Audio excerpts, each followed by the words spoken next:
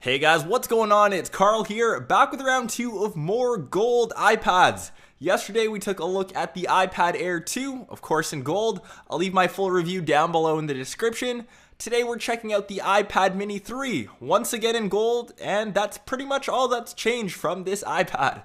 But before we get into my full review and some things I really don't like about this tablet, we'll check out what's inside the box.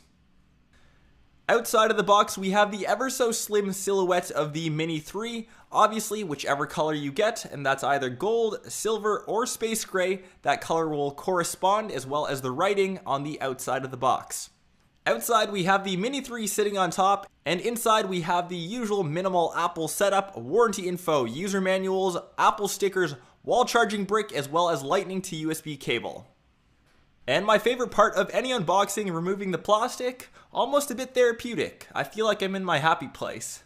And this reveals the iPad Mini 3. You saw in the back that it is in gold, and this is the same gold found on the iPhone 6 lineup, darker than on the 5S, which was more of a champagne finish.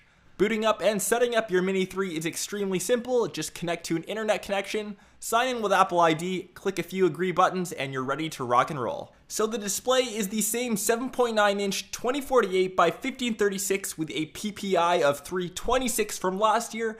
It is not laminated though, like the new iPad Air 2, so it's not as bright, not as vibrant, and just not as good.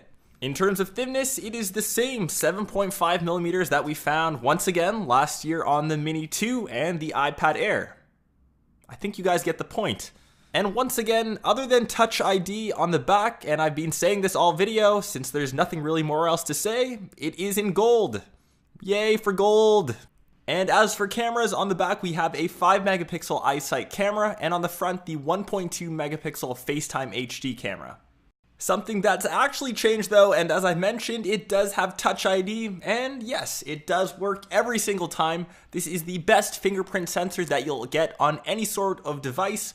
So now you can use the sensor to unlock your iPad or make verification for app purchases. In terms of design, it's like looking at the iPad Mini 2, which isn't exactly a bad thing. The Mini 3 is still one of the nicest 7-inch tablets on the market, completely made out of aluminum on the back, all glass on the front with chamfered edges. Win-win in my book.